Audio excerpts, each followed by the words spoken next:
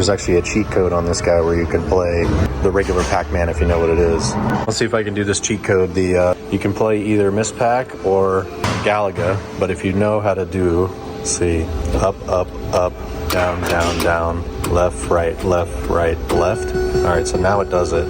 And then you hit player 1 for Miss Pac, and it plays original Pac-Man, yay. I'm Matt, I'm an arcade operator, and this is what happens behind the coin door. So I'm headed out to one of our brewery locations. We have a game room in Solace, in Dulles, Virginia. It's a pretty big game room. Has a couple of basketball games, has a couple of pinballs, has a really big like NBA Superstars kind of 4-player NBA Jam-like game, a Pac-Man machine, a couple of cruising blast drivers, and a Jurassic Park environmental. Anyway, sizable game room. In there we also have 2 golden tees, and I got a call from my business partner this morning that one of the golden tees aren't turning on. So these things are kind of funny. There's only like one moving part. It's the trackball, which can be the more problematic kind of piece. Other than that, everything is either a computer or one interface board. And so unless the problem is like a cable or something specific with the TV, it can be pretty challenging to diagnose. But anyway, we're gonna give it a whirl, see what's going on, see what we can fix, and give you a little quick tour of the location. It's kind of a cool one. This thing is maybe got some power issues. Definitely the left one was off. So the game boots up normally and then gets to a certain point where it just starts to almost like overload the 12-volt circuit. And so like the LED lights all start to flash at a certain point. I haven't seen that with this particular game, but it's almost indicative of just like a power overload. But we'll check that out. I don't know why this worked, but originally this red and this green LED weren't on. I unplugged this connector here. It's like the top right or the bottom right, I guess, depending on how you're looking at this, while it was booting up.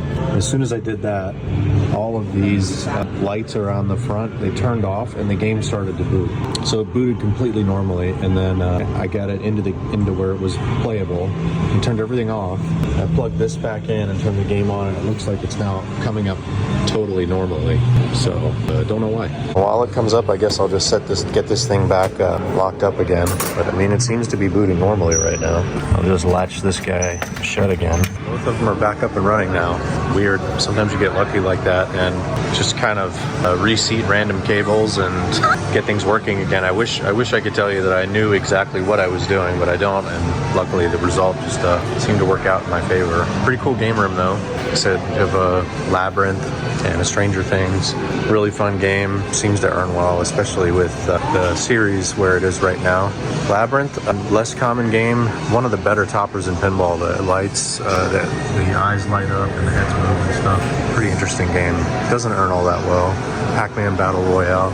Pretty cool 4-player game with drink holders. Does okay. Buck Hunter Reloaded, always popular. Has the zombie game, has Terminator game, regular Buck Hunter animals and things. You can hunt whitetail and elk and stuff. I think it's fun. Jurassic Park environmental. This game absolutely kills. Lots and lots of fun. People seem to like it.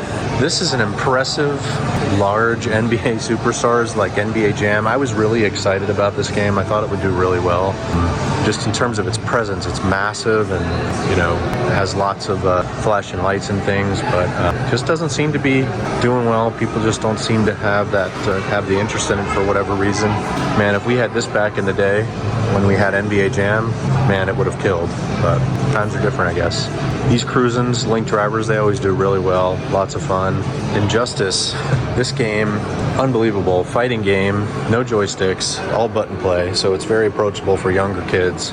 You win cards. You can either pay in advance to get a card, but regardless, after you play and you finish a game, you get a card that comes out. The cards you can then scan, and you unlock unique characters and things. And I've seen kids in here that have like all 260 cards in a book, and anyway, it's a big deal. So it seems to do really well for us.